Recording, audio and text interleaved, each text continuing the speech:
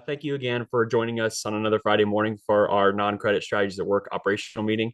Um, I am Alex Weidenhammer, Director for Workforce Training. I'm joined by Levon Nelson, Senior Director of Workforce Education. And so please enter your name and college into the chat. I saw a lot of people already went ahead and did that here when they were joining the call. So for today's agenda, we're going to be kind of having an indirect cost workshop here. And we've asked Sarah Van Kirkley, one of our ICCB colleagues, to come on and give a presentation regarding how to utilize indirect costs, how to calculate those, and some of the more finer details associated with those. So we're going to begin with a workshop and presentation from Sarah. From there, we're going to move on to our non-credit to credit webinar number one follow-up. We wanted to kind of have a discussion, kind of talk with everybody about how they felt about the first round of the webinars, and also to share some data that Patty had put together regarding some of those waterfall exercises, just kind of going over some general information moving forward with the grant, kind of see where everybody's at in terms of their non-credit to credit work at their colleges. Following that, we're going to move on to a discussion around workforce Pell. Once again, this is kind of a hot topic right now, especially we know a lot of things are still up in the air and we're waiting for more guidance, but we wanted to provide some updates and some discussion regarding that particular initiative. And then also to follow up after our workforce Pell, we're going to focus on our unduplicated and duplicated numbers conversation that we had at our prior meeting. We had kind of talked about sort of how much of a lift it would be for the colleges to provide a total unduplicated number for FY26 on their final report for the grant. So once again, we want to have another touch base on that and discuss with everybody and just offer some updates from our end about some prevalent information regarding that. Then we will move on to our NSAW conference, right? FY26, we're having another year of the conference for non-credit. Just once again, providing some updates about the RFPs, the focus of that particular conference, and some important information to mark your calendars for, right? And then for the final, we'll follow up with just grant logistics, just general announcements, important information that we want to make sure to share with everybody. So with that, I'm going to pass the mic over here to Sarah. Thank you, for Alex. our indirect workshop. Yes. Sarah, it's all yours.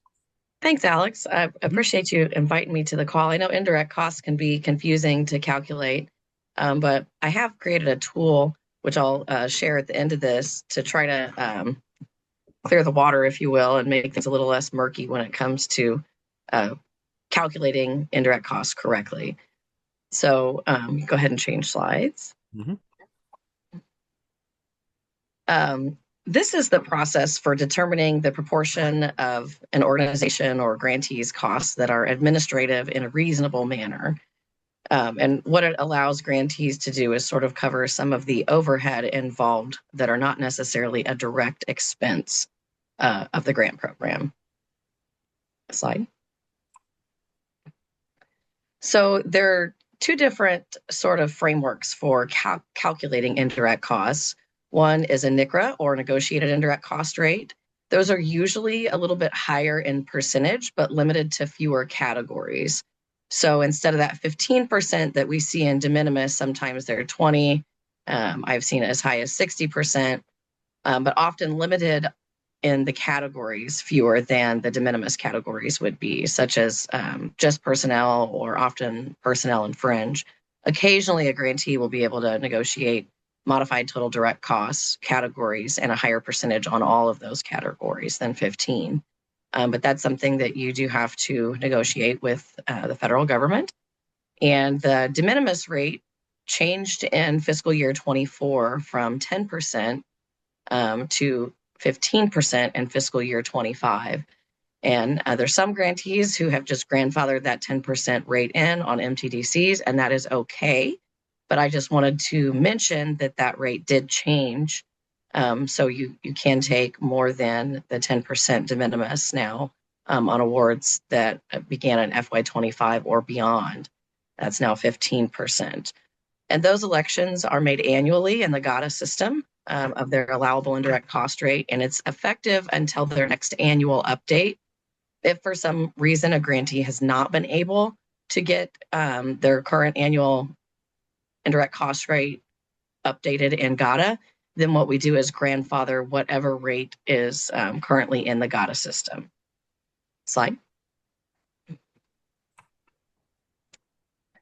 So modified total direct costs include all the direct salaries, wages, applicable fringe benefits, travel, materials, supplies, services, basically the services that are directly performing grant activities. And one of the things that we see often are consultants who are performing direct grant activities, and sometimes those would be best budgeted under contractual. Up to 50% of $50,000 of each subaward or contract is eligible for indirect costs, and that's regardless of the period of performance of the subawards that are under the award. And I've got a citation down there, which does have a link to the CFR. If anybody is interested in doing a deeper dive into those regulations, you're more than welcome. My understanding is that Alex is going to share this presentation out when we're all finished. Go ahead and change slides, please.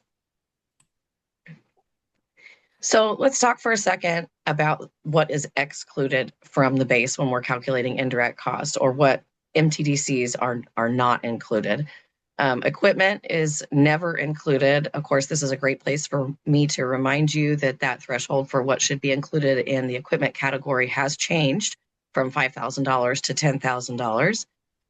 So that's something to keep in mind when you're budgeting. Of course, there are some institutions that have internal controls that certain things based on the life of the item would be categorized as equipment. And if that's the case, that's all right. We just need those details given in the narrative on the grant budget. Tuition remissions, scholarships, fellowships, participant support costs, basically any student supports would be excluded from that base. Any portion of a subaward that is over $50,000. So if there's a contract or a subaward that exceeds that $50,000 threshold, the portion of that contract that is over $50,000 would be excluded from the base, but the first $50,000 would be included. There's some other items that may be excluded when necessary to avoid serious inequity in the distribution of indirect costs, with the approval of the cognizant agency regarding those costs. We typically don't exclude items that are direct activities of a grant program outside of the student supports and equipment and any award, or subaward or contract that exceeds $50,000. And again, there's a link to the CFR if anybody wants to do a deeper dive into the policies on those. Slide, please. I will go ahead and share my screen here in just a minute and kind of show you what the indirect cost calculation tool looks like. But if you're interested in using it, you can go to iccb.org and click on grants and then go to resources. And it's right under grant resources or guidance. And there's also a link available there, and I have it pulled up. So I'll stop sharing here for a second. Okay.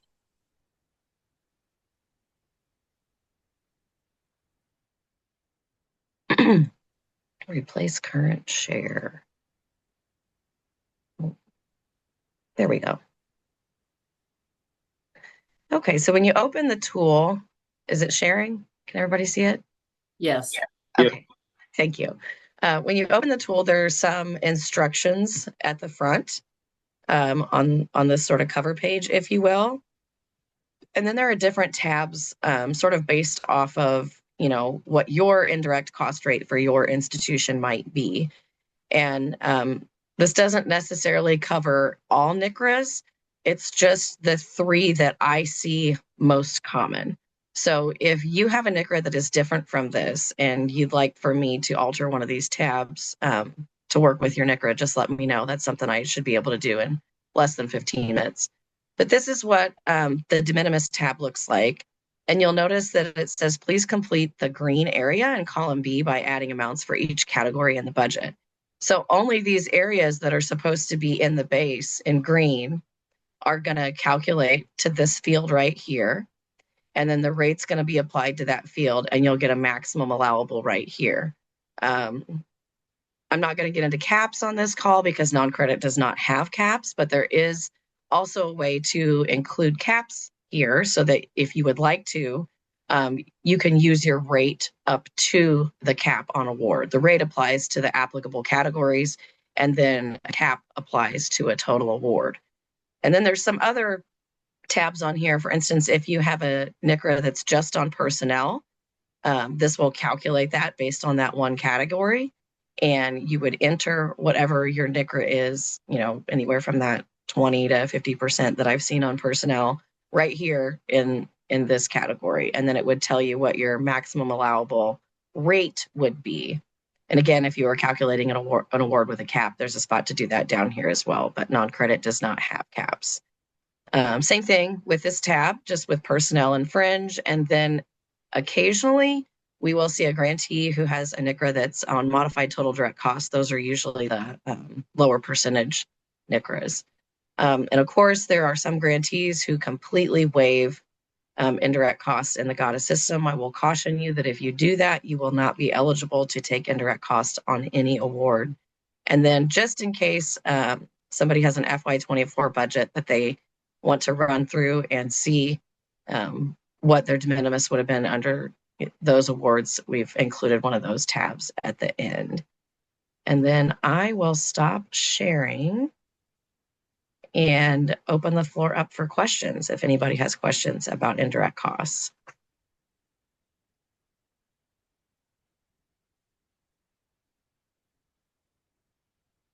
I know it's kind of complicated math, and it's moving math, and it has dependent variables. So of course, that's usually everybody's least favorite type of math to do, is moving math with dependent variables. But in case you have questions later, my email is included there on the slide. Feel free to reach out if you have any questions regarding indirect that maybe you don't want to ask here. Sarah, this is Eric Kurtz. Oh, sorry. Go ahead. No, that's okay. I was looking for a hand raise or something in here. um, Thank you, Eric. This is Teresa Palante from Moraine Valley. I know one of the things that we run into is we like to segregate out participant support costs into a different category if we can in the GATA budget to make it easier and clearer that we are not charging indirects on those and make the calculation simpler in the GATA budget.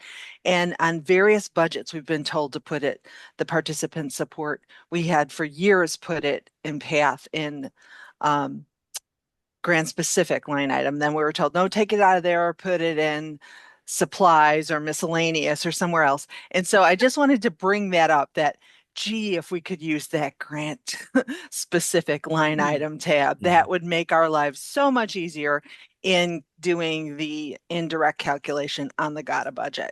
Just want to put that out there. Yes, so thank you for mentioning that. There's actually some things in process to try to have all student supports put into grant exclusive, but that will require that ICCB has all of our NOFOs in line with that, because in order to utilize the grant exclusive category, we do have to specify in the NOFO what goes in that category and why. And that will actually, I'm thinking that's probably going to change in FY27. Chris, if you're on the call, correct me if I'm wrong. But I believe what we are going to be moving towards is having student supports in that grant exclusive category for two reasons. Number one, it'll simplify things on the grantee end. And the other thing it will do is allow ICCB to best track the amount of our funding that is being allocated towards direct student supports. So thank you so much for mentioning that, Teresa. Thank you. Yeah, and I'll jump in. This is Chris Blankenhorn, Associate Director for Program Compliance. But yeah, we've kind of sent that up the flagpole with the hope that we can make that a universal rule for all ICCB grants, probably starting in, like Sarah said, in FY27. So, that we hope to do that as well to clarify some of this stuff, make it a little cleaner. Thanks, Chris. This is Jody Schoen with Richland Community College. So will that affect the Perkins grants then? Because I manage the Perkins grant, and it's the indirect cost is just kind of overall. It's not based on any of the specific line item categories. So is it something that it's going to be consistent where indirect costs are only applied to certain aspects of direct services to the grant? Is that what Thank you so going much for asking that question, Jody. So CTE is a federal award that has a regulation that specifies a 5% cap on the total award. And that cap is also a rate, which CTE is a little bit unique in that respect. It is different than the other awards. So I kind of focused this presentation on the state awards that were non-GATA, if that makes any sense. Thank you. Yeah. You're welcome. Thank you for asking. Eric, did you also have a question? I did just have a quick question. I think I'm understanding this correctly, but I just want to make sure.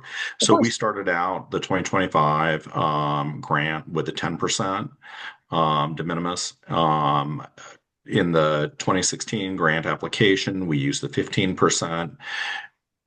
Leave it as such. We shouldn't be goofing around with the current 2025 grant budget. So if the 2025 was executed before October 1st of 2024, then it's still going to have the 10% de minimis rate. I would have to look at your college's specific agreement to see when it was executed. But if it was executed after 10/1 of 2024, then you can apply that 15% de minimis rate. No, it was executed. We started the 2025 grant on the 1st of January 2025. Then yes, the But it would be 15% when it de was minimis will apply. So But do it we would need to be go when it was back and adjust that? Is that a So- grant mod now? Because everything has been 10%. Yeah, so you can submit a budget modification if you would like to increase from the 10 to the 15% de minimis, and we'll review it and get back to you within 30 days. Okay, sounds good. And Thanks. Eric, the executed means when it actually got back to you, signed by our executive director, whatever that date was, that it was actually executed. Okay. Yeah, Yeah, I don't know when that was, but I think the situation still applies. Yeah, I think. Yeah, I don't think it was before October. Yeah, I don't think so 1st. either. It seems to me it was a little bit later. In fact, it might have even been into January. I can't remember. Yeah, I'll pull the tracker up so I can look and see real fast. I think the timeline on this was that everybody had already submitted or was putting together at least their applications when the change went into effect in October. So I think like you all had already submitted your applications or had already, the change happened right as you were. And then, so yeah, you should be able to shift. I don't think it would even be possible for anyone to have executed a grant agreement before that October date. So No, they were all executed January, February, and a couple in March. So all in FY25 non-credit would be eligible for that 15% de minimis, assuming that your institution doesn't have a NCRA. If you have a NCRA, you do have to comply with that. Thank you so much. You're welcome. Any other questions?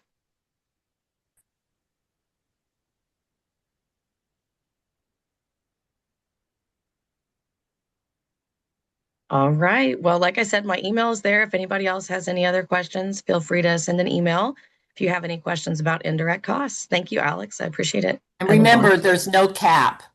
Yes. No cap. Sorry, Sarah, didn't mean to interrupt you. I apologize. Oh, no. Appreciate the clarification, LeVon. Yeah.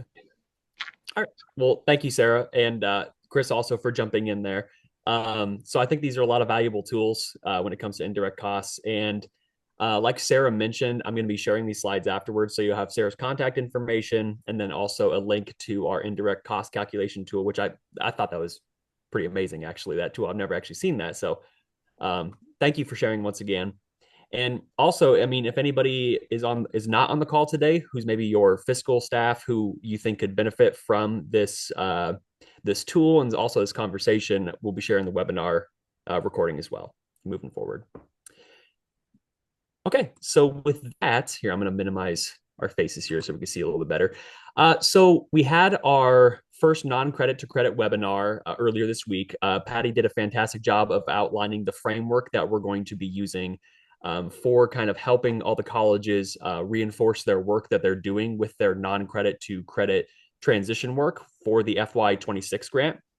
And so today we wanted to share just a few brief data slides that Patty had compiled from our call regarding those activities that we had done together, kind of gauging where everybody's at within the process of their non-credit to credit work, and also just to have a conversation with everybody about the call itself, just to see how everyone's feeling about it, if you found it to be beneficial, if there's anything that maybe you wanted to be addressed in future calls, things like that.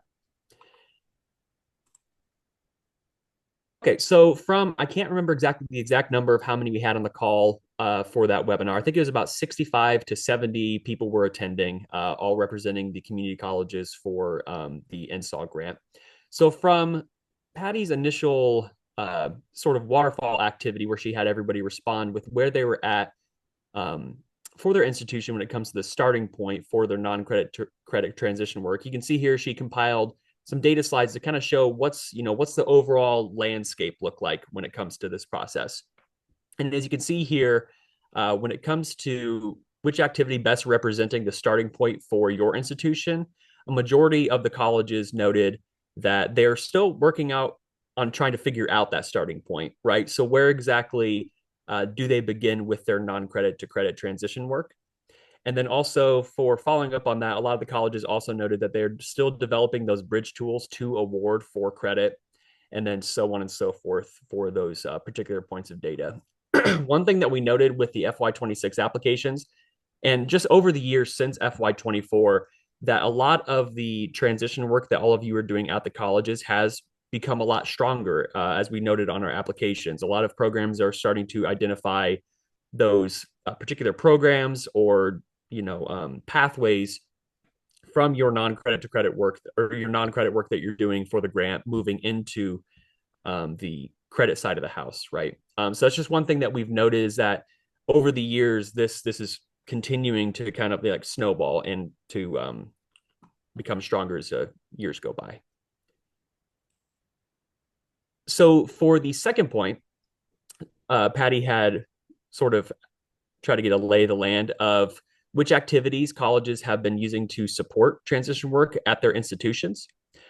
So a large majority noted that they are engaging their stakeholders. So once again, that's engaging those maybe those internal or external partners for those for that transition work. A lot of colleges are trying to identify that initial pathway, right? That's kind of the main thing is where can we actually begin? What programs would benefit the most and kind of work the best for this particular line of work, building that non-credit to credit pathway. Building the pathway between non-credit and credit is also one of the activities that colleges are continuing to work with as they're moving forward with the grant, and so on and so forth. I don't want to read the slides here verbatim. You can see the data from this question presented here. Oh, Sarah said, still here, just coughing. It's okay. Oh, I lost my slides. Let me get back here. There we go. And then for the final point of data that Patty compiled, so considering the work involving to manage the change, which of the following activities have been implemented at your institution to support non-credit to credit transition work? And as we all kind of noted, this is still a work in progress. And a lot of the main answer there was we haven't figured this part out just yet. And the second point is that a lot of the colleges are still trying to articulate that vision for exactly what their process is going to look like at their institution. And that's really, as you can kind of see here, the data kind of points towards that. A lot of colleges are still really trying to figure out their process for their non-credit to credit pathway, right? And that's another main reason that the data also highlights that this is a need for all the colleges as we are continuing on with the grant. So once again, we're just happy to have Patty begin working on this particular aspect. And I see Christina, I appreciate that others have said, haven't figured this out yet. Right. It's at a certain point, it's good to just be like, well, we don't exactly know where we're at, right? And to be kind of honest about that process. And I think that that's another thing too, just kind of highlights where the colleges are currently sitting at. And that gives us a lot of information to work with as we begin, well, for Patty specifically, to begin kind of designing those next webinars, whereas she said during the first call, that's where we're going to really get into the weeds about this particular line of work. So, And so, okay, that's just some general, just some data, just a small sample from our first webinar call. But what I wanted to do is also just kind of open the floor to anybody about any questions or maybe just some comments that they had about the first webinar. Was there things that you thought were really beneficial? Were there some things that perhaps you would like to be explained a little bit more in further webinars? How did everybody feel about the framework that Patty had explained?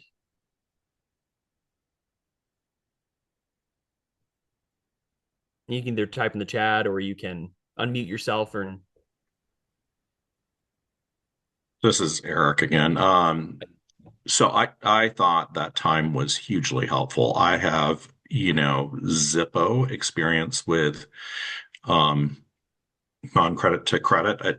They've been talking about it at the college since I started over 15 years ago. Yes, Levon, I'm almost a lifer. Yeah, Um, me too. I can't say new anymore, right? No. But there was just such a volume of information. I thought it was great. I think two things. It would be helpful, at least for me, to know who at other colleges by position is kind of leading the charge for this, because I've been advised by my vice president not to, engage around it because Ed Affairs is supposed to be in charge of it. But it's fragmented, I would just say.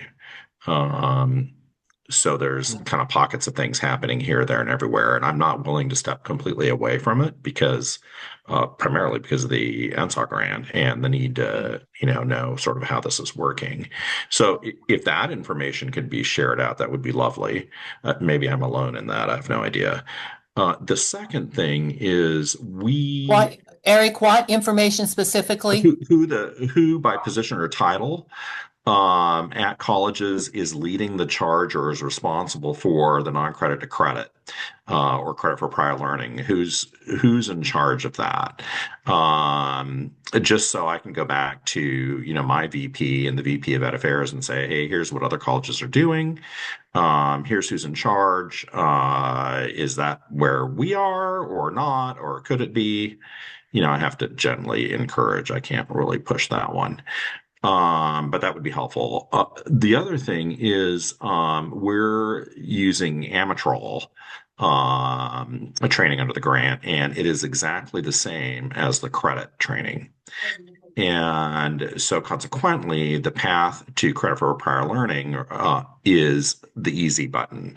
As long as they have they pass the certification tests, then once they take a class at the college, then the department chair does some magic on the back end and off it goes. But that was a model that wasn't mentioned, and I hesitated to say anything about it to Patty because it's sort of maybe an anomaly. I don't know how many I know other colleges have Amatrol. I don't know who's using it for this grant, but I mean, that's a super big, easy button, I would just say.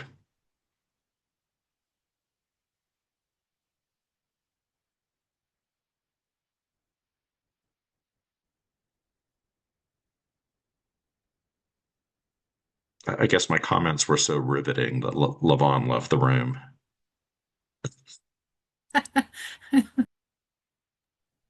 You're muted, Levon. There was another meeting going on and I had to shut my door, Eric, so I could hear Okay. you. Okay, I wasn't. Yeah. I won't take it personally, I No, promise. don't take it personally.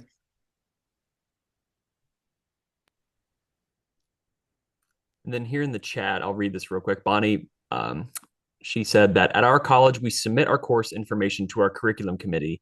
It is our responsibility as a department to submit our own documentation and requests. And our associate dean of curriculum and assessment manages all of the information and submissions to our internal curriculum committee, ICCB, and HLC. I hope this is helpful, Eric. And then Catherine Jones, she said MCC, AVP, I think that's Associate Vice President of Workforce Development, is leading the non-credit to credit efforts in close collaboration with our academic affairs team. And then, good morning, Irina. And then also for Kathy Swinson, she said, just a comment on the first presentation. She was very knowledgeable and the information, or for Patty, Patty was very knowledgeable and the information was helpful to organize a process for us. So looking forward to other presentations. Are others running into the problem that Eric, so Lucretia had a good comment here and that maybe answers why I was just getting, since it's part of the grant, I'm leading the charge, but working closely with the VP and Office of Instruction because she's the Associate VP for Community Engagement. So so that seems, yeah, if you knew who to go to, you're saying, Eric, then you could, or you know who to go to, you could then work with them, or you are not. So yeah, I think that as well as if that has not been assigned, that I can say, hey, here's what other colleges are doing. So Yeah. because it seems to be happening in pockets. I mean, kind of like Lucretia's model, whoever has the need is kind of pushing on it. So, Mm-hmm. but thanks Alex, for how do you those think we could ask? Oh, I'm sorry, Eric. Oh, I was People just to saying thanks submit for those that. who shared. I think Patty asked the question, as I recall, like it's one of the questions that she asked us about. Mm-hmm. So if she could just report out that, I don't know if, oh, you know what, it's just by name and email Yeah. address. It wasn't by title. So never Right. mind. Mm-hmm. Maybe next time. Well, but you could, but if the college was identified, you could find their email address, right? Or It was just names and I mean email their addresses title. that were shared. So I can do that too. Okay. Okay. So I'll see. Yep. So does that help? Yeah, I think that'll be helpful. So do you still want colleges to send information, or you want to start with that first? I'll start with that. If she shares the report out, that'd be great. Okay. Yeah, I think that we could talk to Patty and we could get that information there. Yeah.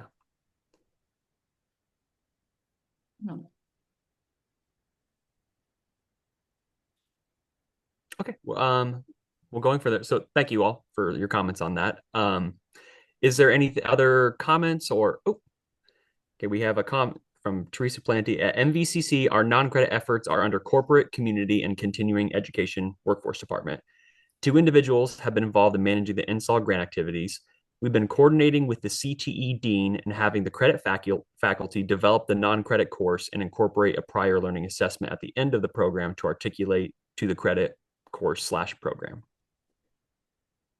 Okay. So yeah, Eric, you do have some good examples right there, that you could use with your VP, right?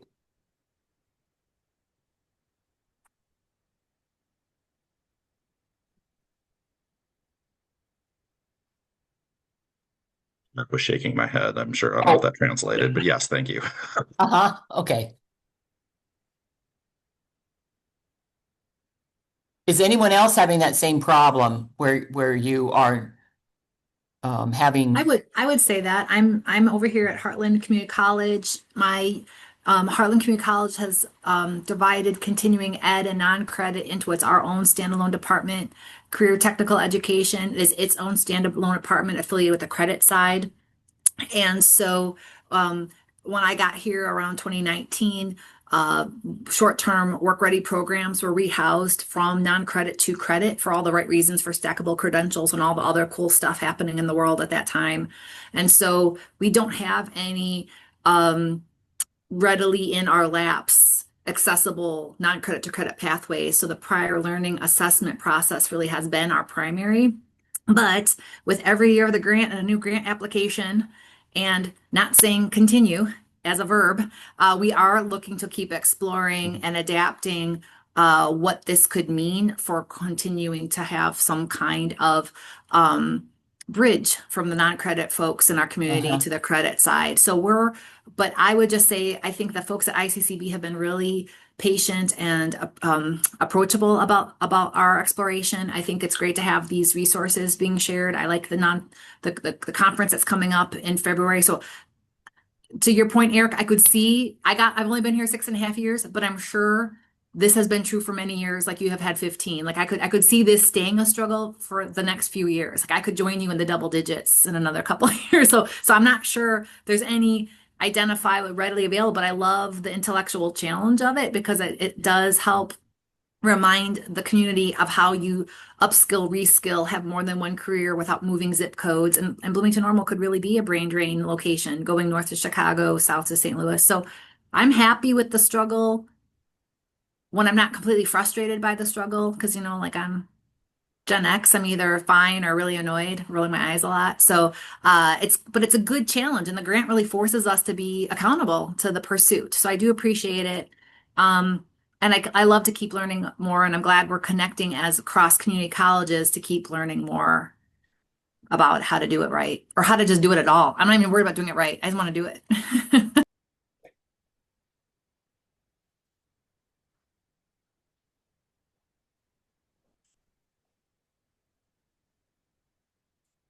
So you probably would be then a great uh, individual or an entity to work with Patty, just to help you. Yeah, yeah, okay. To get even more technical assistance. Okay. And then Christina, you mentioned the conference. We're going to talk about that here a little more in a little Yeah, bit. it was a little good plug for you. Little plug right there. I appreciate that. Yeah. But I believe that one of our sessions that's in the works right now is that we're actually going to be having Patty come on as sort of a moderator. And we're going to be having a panel that is specifically focused on work for this non-credit to credit transitions. We wanted to invite programs that are kind of farther along the process, and then also programs that are still, kind of working through the finer details, to just have that open conversation with each other, and then also for the attendees for that particular session as well. So when it comes to the conference, we do want to focus on this particular line of work and reach as many people as possible. So just want to kind of plug for the plug, that sort of thing. So okay, and then I saw some questions. Eric put in the chat, might be of value maybe at the conference to hear what courses different colleges are trying to get pushed through from non-credit to credit and how they're doing. Once again, a lot of them are trying, like the data stated, we are seeing that a lot of programs are just trying to identify which programs are going to be the best suited for this work. So Eric, I think that would be a great addition, right? And then Sarah had put in, yes. And I think that Elizabeth had a question here, and this kind of goes back to our kind of off topic, but on topic. Can you please provide the written guidance about ICC supply versus equipment distinction? And then Sarah went ahead and put that guidance there in the slide or in the chat for anybody who was also wondering the same thing, right? Okay. So with that, does anybody have any final comments? Oh, we got more stuff coming up in the chat. And I'm going to go ahead and reshare my slides here so we can continue moving with the presentation here. Move on to our next item for the day. Okay, so real quick, we wanted to get my face out of the way. We wanted to offer a discussion around Workforce Pell. This has been a hot topic, as I stated earlier, within the non-credit world, because we're trying to assess whether this is going to be applicable to a lot of our non-credit programs. And I'm sure a lot of the colleges are also having these discussions internally. But we wanted to offer just a quick few updates. One question that popped up during the non-credit to credit webinar was whether the ICCB was going to be incorporating this into our NSAW grant in future iterations. And as Levon mentioned, and I just wanted to also restate as well, at the current juncture, we are not anticipating making this a requirement for the grant. And once again, for FY26, this is not a requirement of the grant. It does not need to meet those Workforce Pell kind of guardrails that the federal government has outlined. But once again, we're just trying to keep researching and further exploring this topic as more guidance comes out. So anything new that we receive, we'll be sure to share out with the colleges. And if you have any questions about Workforce Pell in general, and we just want to have a conversation about it with anybody at the agency, feel free to reach out to Levon or I, and we can kind of discuss the programmatic aspects of that as well. So maybe just kind of a read of the room as well, just kind of open the floor to conversation. When it comes to Workforce Pell, where is everybody at their institution kind of at with this conversation? Are you following it very closely? Are you waiting for more guidance? Or are you starting to kind of build programs around those guardrails that the feds had released recently? At Lakeland, we're continuing to wait for more guidance. We do know that we have a couple of programs that we may have to alter slightly to meet some of the requirements regarding the timeframes. But outside of that, I don't really feel like we can move forward until we have better information from the federal level. Right. Exactly. And I think that one thing Whitney had mentioned during our non-credit to credit call was we were wondering if it's even going to really apply for non-credit or if it's going to more or less apply for more short-term credit trainings. And that's still up in the air. So it's kind of hard, Bonnie, as you mentioned, to move forward with the work when there isn't really a lot of information to go off of. So Hey, Alex, this is Billy at Hi, Billy. Harper. So we have, two different non-credit departments at Harper. One that is more connected to the transition into credit programs called continuing professional ed, and then we have community education. And for the FY26 NSAW grant, we actually really focus all on community education. None of the community education programs that we currently have or that we really intend to implement are going to be eligible for Workforce Pell. We're more like upskilling, reskilling, short-term CEUs, exploratory courses. So if just putting this out there, if the NSAW grant were to transition into requiring the programs funded to be Workforce Pell eligible, it would completely change the way that we've set ours up. Yeah, I don't know if we would do that anyway. At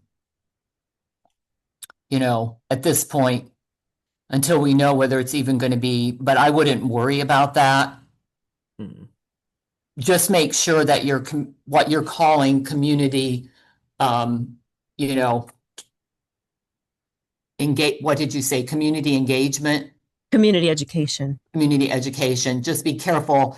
You just can't do, this is just a point for everyone. You just can't do an open public, it has to be connected to a workforce issue. Like you said, you're working with, it sounds as reading yours, I think we were okay on your write-up, but we'll be talking more for the next year about what community education looks like, because we don't want to stray too far from the focus of, the workforce training piece. But like you said, you're doing short-term training, et cetera, and the workforce, this is the thing, employers and workforce, this is off topic, but the issue is right now, employer issues are shifting as are, individual issues as far as work, with, maybe not hiring as many layoffs, as Blackhawk knows and others, that sort of thing. So there are shifts in what we were focusing on before, and maybe we need to assess that focus for the FY27,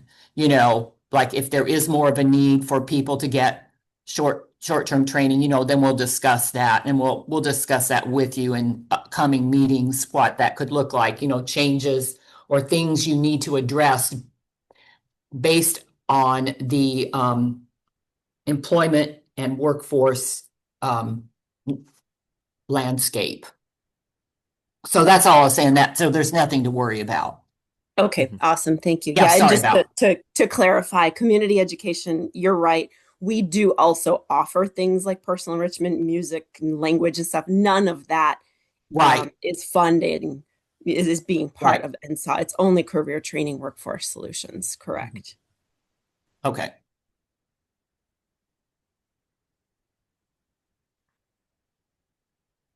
And I saw Tracy's comment about, we saw that, everybody see that? They said it was up to the states to determine how this was going to be implemented. I don't know about that. They haven't even written the rules yet, as far as I understand. So the federal rules, and with the shutdown, I don't know when that would even occur. So not sure what's Right, going on. right, Lavon. I mean, I think that the point was when it's time, I guess, right? Like it's going to be, IC this Illinois or ICCB will be the ones to provide us guidance on how to implement this. Mm-hmm. Okay. Okay, got it. Mm-hmm. Anything else? Oh, I'm sorry, Alex, go ahead. Oh, no, you're fine. Anything else related to Workforce Pal before we move on to our next slide here?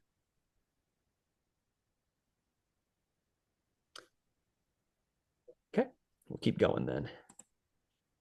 Okay, so the next point is to talk about, so in our last operational meeting, we had a kind of open discussion about sort of the capacity for all the colleges to provide a total unduplicated number of participants for their FY26 NSAW grant. We aren't wanting to completely change the way that we're collecting data for our grant on a quarterly basis, right? So the way that you've been entering all your quarterly reports, granted, there's probably going to be some duplications within there because there are people, same individuals who are going to different trainings that you are putting on through the install grant. But the one thing that we're trying to do is just get that total unduplicated number that each college has served at the end of the grant. And so what our thinking is that in the quarterly report, in your Q4 report itself, there would just be a simple fill-in box, right? That you would enter, this is how many unduplicated were served during the course of the FY26 grant. And I think in the conversations that we had at the last meeting, for a lot of the colleges, it would be a little bit more work on your end to get that number, but it seemed like a feasible thing. So once again, this is something that we're looking at. We're always trying to collect more data, obviously, because I just kind of a little side here. I was able to speak and present at the recent ISET conference where I shared a lot of our data outcomes and success stories for the FY24 and FY25 install grant. And I really kind of stressed the idea that it's so important for us to be collecting this information because from that data, we're able to base our advocacy for this line of funding for the colleges at the ICCB. So any data that we ask for, we always try to be mindful of that. We don't want this to be an administrative burden for all of you, but at the same time, we also want to make sure that we are reporting the most accurate data that we can to the governor's office for this grant. And I think Lavon, didn't we also have a point here? I wanted you to jump in about the yes. So this ties into how we've discussed multiple trainings. So we know individuals may take more than, I think we finally are clarifying this, and I'm sorry for the confusion, but it's taken a while to think through it all.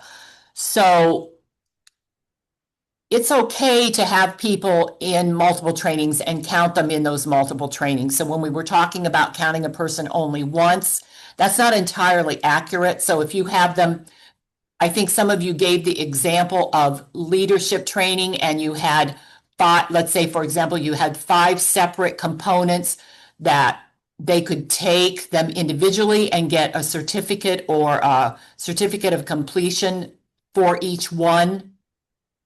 Then that would be 5. If they did all 5, they would be 5 times. If they did 3 of them, they'd be 3. Am I understanding that correctly before I move forward?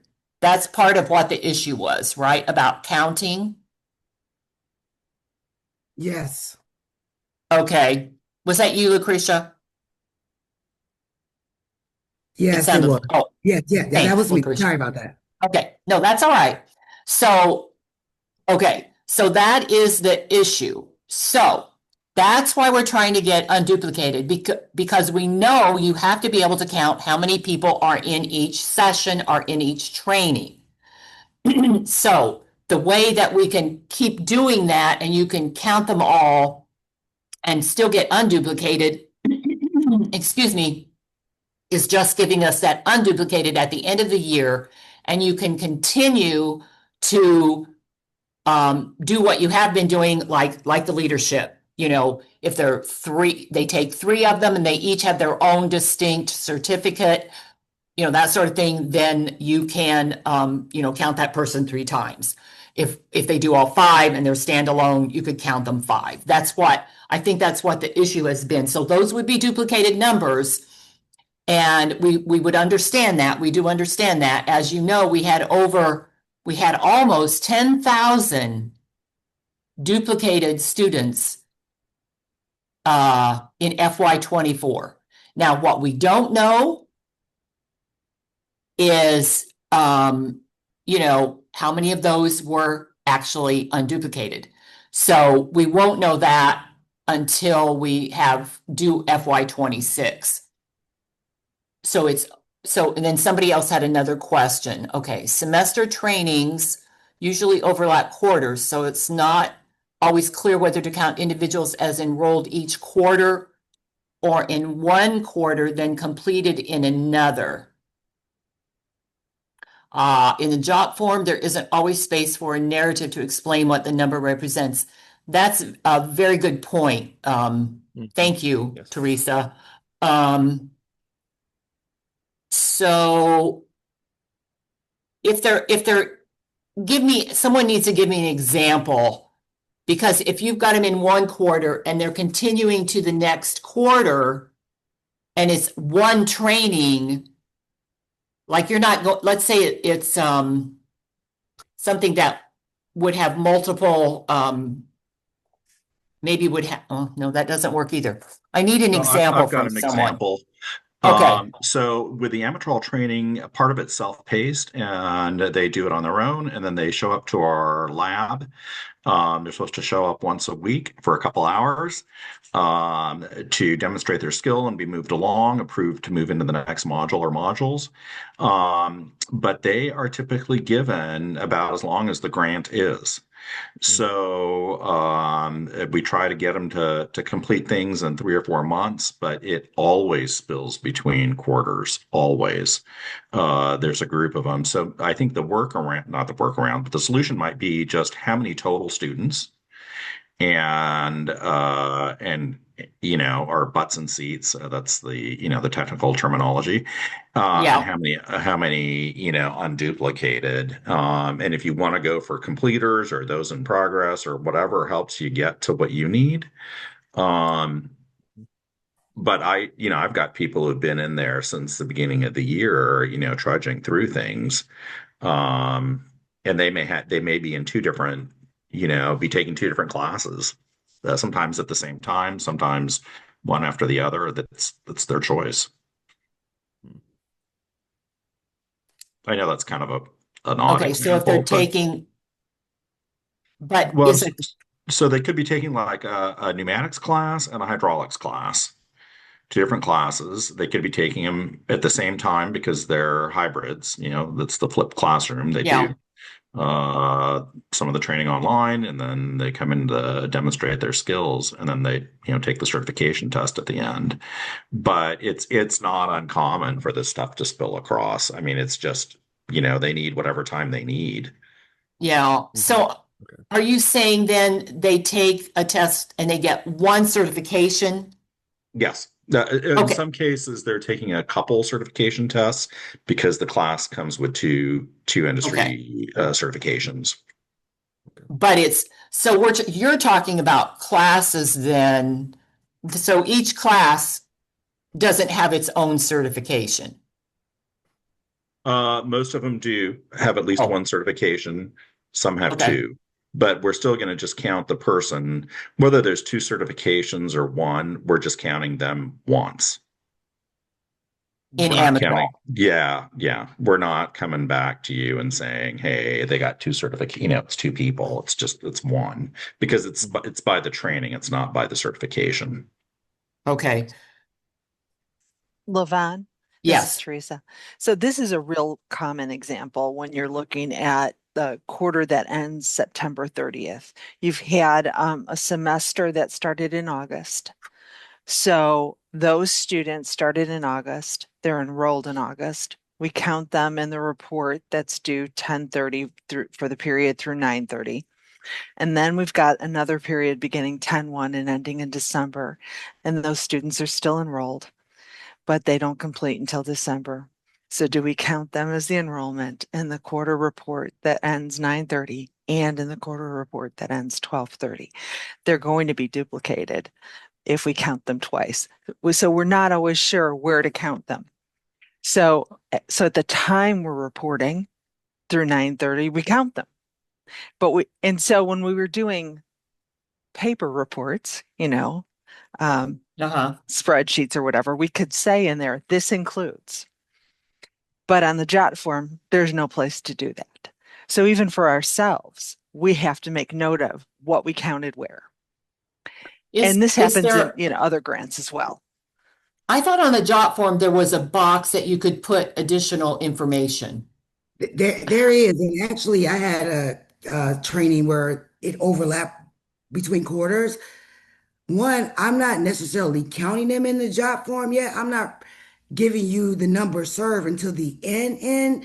But what I've done is I will select other, and then I would write in the box, other means they started this, but this is a 12-week or whatever to let you know that it's not going to, I don't know, am I missing something? Because I'm not seeing where we're counting them just yet. I don't count until the end. Well, I think there might be inconsistency, and that's what I'm trying to point out, is if you're doing it one way and we're doing it another way and Eric's doing it another way, then it's hard for ICCB to aggregate those numbers and report those up. And so we're just looking for some guidance so that we can give you what you need. Okay.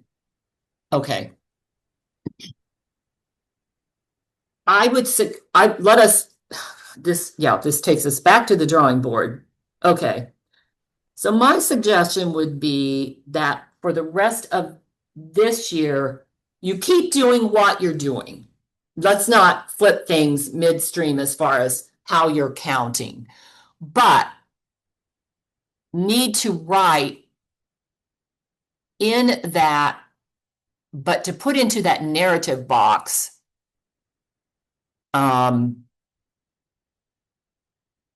explanation of how you're counting people, and then we can see what everyone is doing, because now it's really impossible to see in any sort of clear way, how you're counting.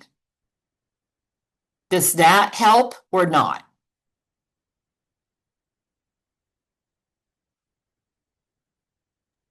Yes. So LaVon, for me, I'm in research development, so I'm seeing all the grant reports. So like sometimes the job forms are different between one and another. So right now I'd have to pull up what I saw on NSAW because I just looked at RevUp.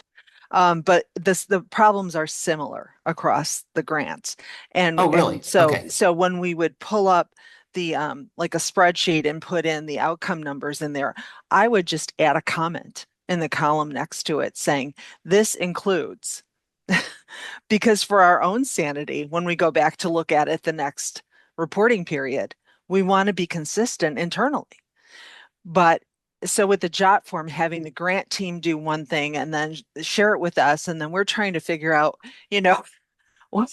what is in these numbers and are we being consistent from last report to this report?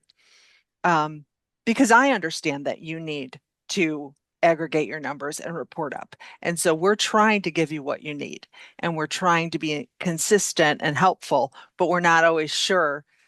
We have to step back and say, are these the right numbers? Are we counting the right things? Did we count these before? And for our department, because we're looking at all of the reports that are due 10/30, and it's 12 sets for us, it's it's just helpful if there's some consistency. You mean among all the grants? I have no control over that. No, I understand. Yeah, certainly, because there are different funding sources. Some are federal, some are state, Sure. So, but even just a set of directions that say, count them only once or count them in each semester that they're enrolled, or some set of clear instructions so that we know this defines how to complete this report.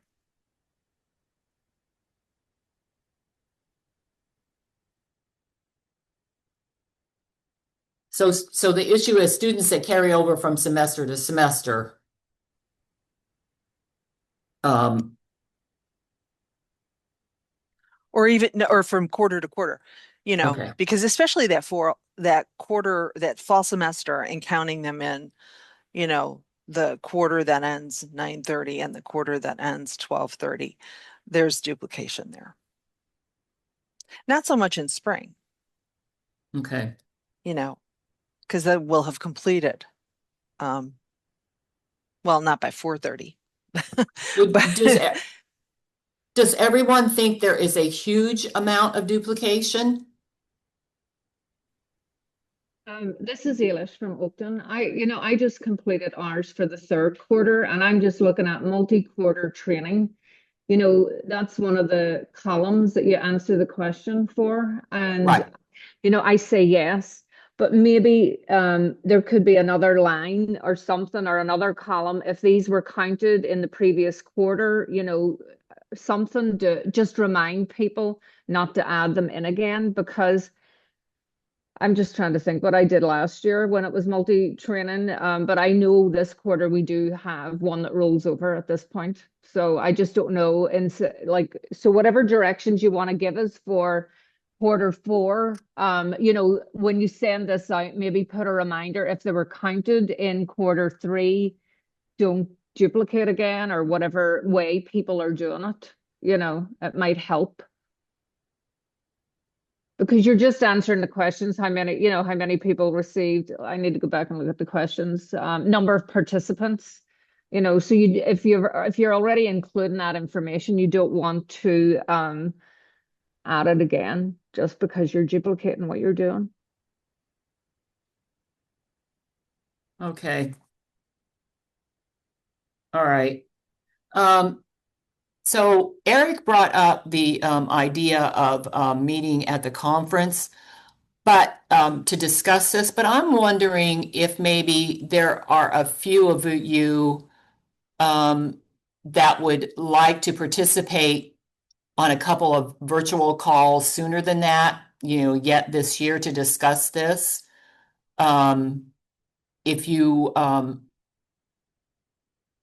would like to do that. So Eric says he is. Anybody else? Vicky? I would be interested, Lucretia. Okay.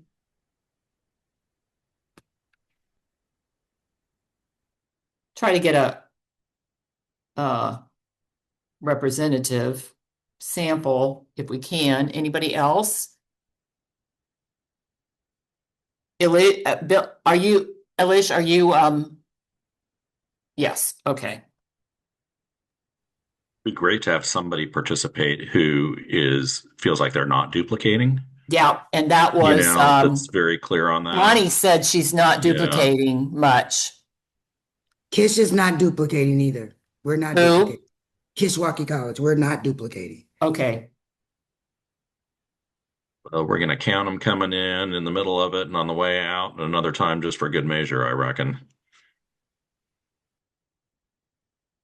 Bonnie, it might be helpful too to have you on it, Bonnie. Just add me to the list. Okay. That's 5. So we have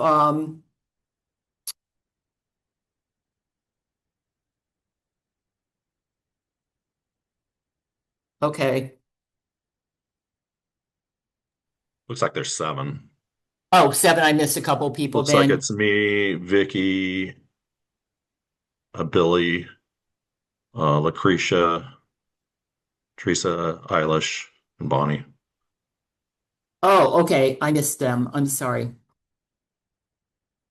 Okay. Okay. That's a nice size group. Is everyone fine with that representation?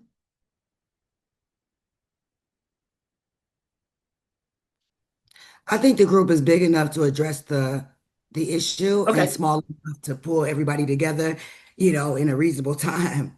Okay. Yeah, and then maybe if we can get going fast enough, we can present, at an ops meeting before the end of the calendar Right. year or That's at the not a bad beginning of the next idea. one, just to be able to say, hey, here's what we're thinking and Yeah. here's why, like any dissension. Because you have a nice turnout in these meetings. Yeah, true. Okay, I think that's great. Um, And what if those that are signed up to be on the committee, we bring our last report, our quarter 3 report with us, you know what I mean? So we can yeah, utilize that. that would be helpful.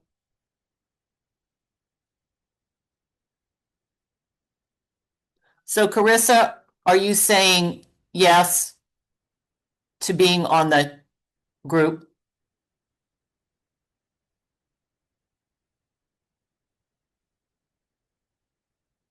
Okay. Okay, we'll add one more, 8. That's, yeah. Okay.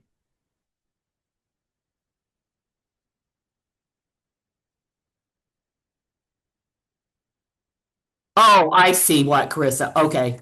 All right. No, don't feel you have to, Carissa. I see what you meant. Okay, the representation was fine. Okay. All right. So we'll do that. And we also need to we can look at the job form too, so that we can see what people wanting to make comments and that sort of thing. So, okay. All right. Well, that went farther than we thought it would, didn't it, Alex? It's a great thing, though. I mean, and I'm actually meeting with our data team here later today to talk about our job form, so I can bring some of these questions Yeah. and changes that we need. So this is perfect, actually. I think, Lucretia, I think we've got all the names. Yeah. Sorry, Alex, I was responding to a chat. Just a spontaneous work group just formed, Yeah. Yeah, So, I was just asking so we could get on top of already trying to schedule this meeting. That's all. Like, the emails right. and yeah. Yeah, we'll get a meeting scheduled and get out to everybody soon. So, okay. And did you everyone see Sarah's note about the deadline for submitting budget mod request? Remember, 2 months now instead of 1 month. So I believe the due date would be November 1st for FY25 grant. Right. She's got 10/31.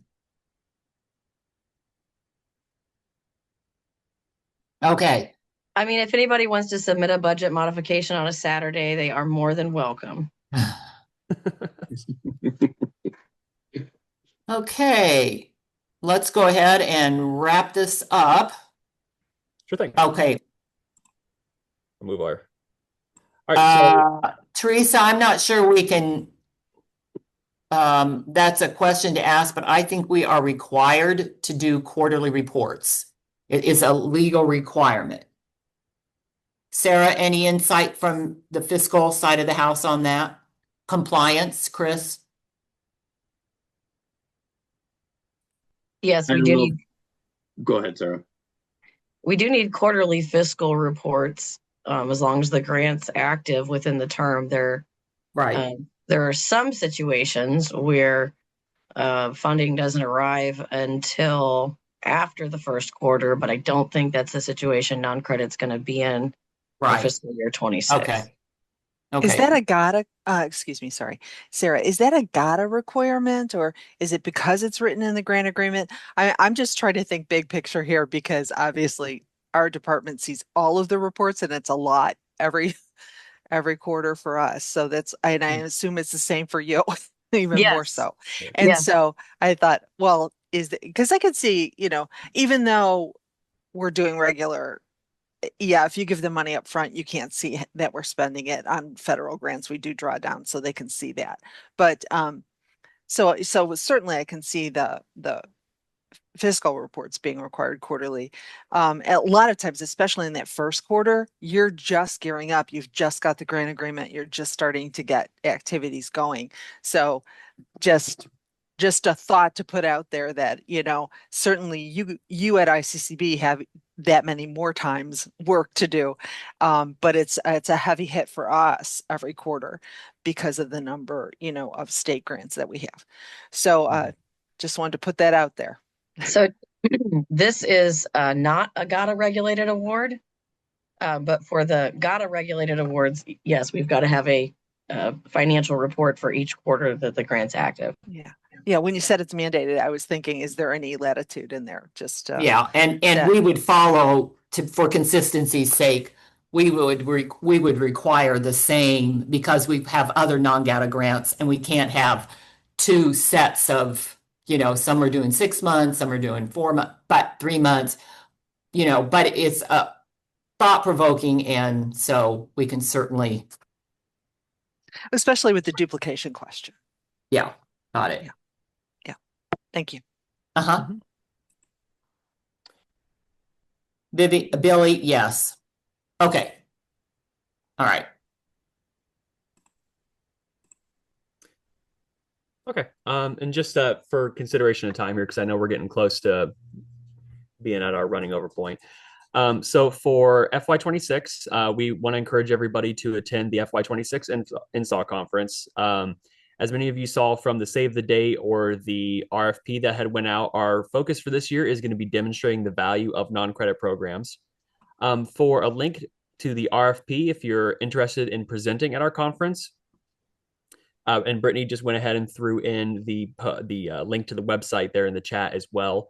But it's also on this slide, so when I send those out, you can access that. It'll show you the different tracks and topics that we're looking at wanting to present for the FY26 iteration of the grant. And just a reminder of the event details.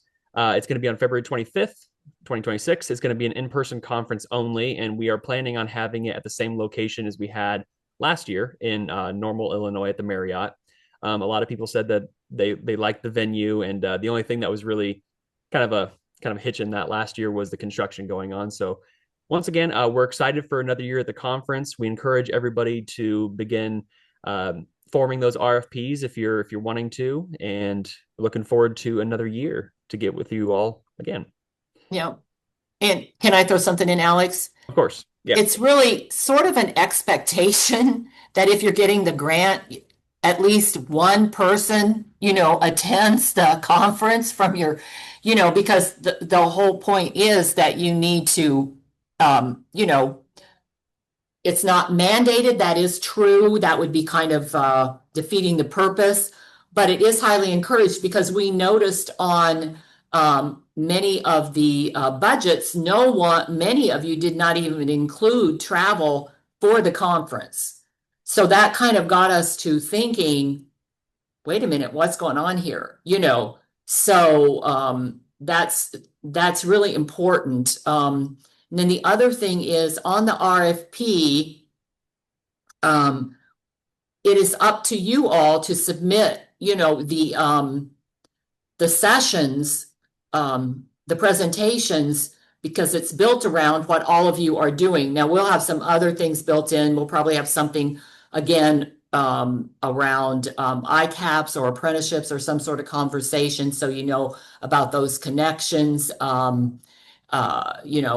some of those types of things. And then we know we're going to have the plenary with Patty, and then for those of you, some of you are on our advisory group. We're meeting next week. On that. So just wanted to let you know, kind of reference that this is really important. Levon, did you guys send something out for the meeting next week? Or is it? Are you on the group? Yes, but I don't think I saw anything. Huh. Is Brittany on the? Maybe I got kicked off.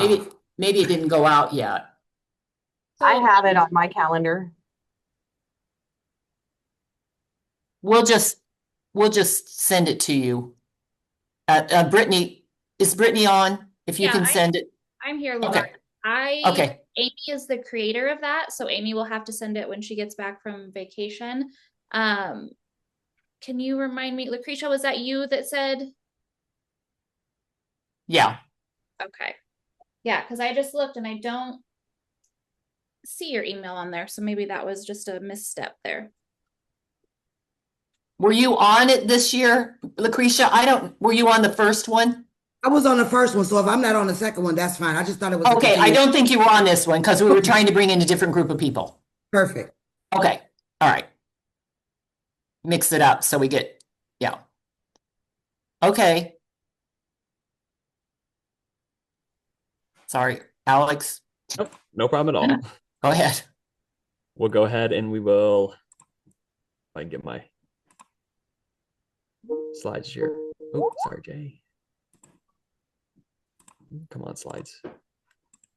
There we go. Where's my mouse at? Okay, and just some quick grant logistics and reminders. So our next operation is scheduled for Friday, November 21st, and that should all be on your calendars since it's a recurring third Friday of every month. And also feel free to share that with anybody who you would believe would value the topics that we discuss here or need to know the information. Another reminder for the Q3 programmatic and financial reports, those are going to be due October 30th. Once again, I just threw the link into that programmatic report for JotForm. And then also, this was an email sent out, I believe Chris sent it out a while back, was that our financial reporting system, we're also trying to house that within JotForm as well for the non-credit grant and maybe for other grants as well. And I also threw that link into the slide here. So if you want to be sure to use that as you're submitting your financial reports. I have had a few reports come into our non-credit email who may have missed that initial guidance. So if you haven't submitted your financial report via the JotForm, please do so. And then one last thing for budget modifications, this is the link to our budget modification form on our website, the ICCB website. Be sure that when you're submitting budget mods that you use this link presented here on the slide. And it's also available on the it's also on the website as well. So you can access that under grant resources. And Jody, do you have a question there? Yeah, Alex, do the payment requests go through JotForms as well? No, credits paid on you don't have. There's you no get all your money up front. Okay, I wasn't aware of that. I'm not in the business office. Okay, thank you. Okay,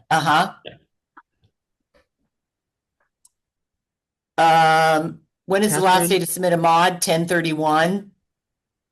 And do you know when we will receive our feedback form for the FY26 NSAW award?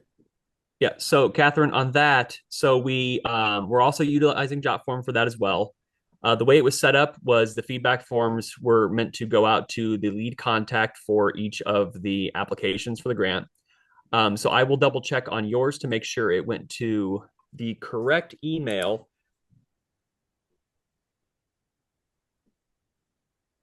Yes. Alex, can you double check on Harper's too? We had a transition of leads and I don't want to get it lost anyplace. Yes, of course. Thank you. Uh-huh. And then just for a quick thing, please check out mine, CLC. Have not seen that. Okay. I will be sure to check that. Okay. Was there anybody else who hadn't received a feedback form yet? So our idea was that everyone received a feedback form, whether or not they needed modifications on their grant, just for your records to know that there are no edits needed. So if anybody hasn't received that email, please reach out to me and I will double check on that to make sure there was no snags in the system. It's a new workflow that we're using this year to hopefully kind of streamline the process. And just for those of you who haven't seen it or maybe missed it, in that initial email, it would have came from the ICCB-no reply account that we have through our account at JotForm. And within that, you would have received an attached feedback form. And that feedback form is just your programmatic edits or comments, requests for information. And then within the body of the email, there would have been the budget revision comments. If there's anything that needed to be edited on your budget, would have been in the body of the email itself. And then I went ahead and I also, just for convenience, reattached your initial budget that you submitted with your application. And when you are resubmitting both your programmatic and your budgetary revisions, you can just submit those through the upload portal at Jotform. Say they can just be reattached right then and there. Once you click the little blue edit button down at the bottom of that email, it'll take you to a document upload. So you just submit your budget revisions or your programmatic application revisions just directly within there. We're trying to keep everything nice and clean for this application process so we can move as quickly as possible to get these grant agreements out, hopefully before the holiday rush. So fingers crossed. Does anybody have any questions at all about anything that I shared on that final slide about due dates, forms, feedback? Like I said, if you haven't received your feedback forms, reach out to me and I will make sure that those get sent to the appropriate contact.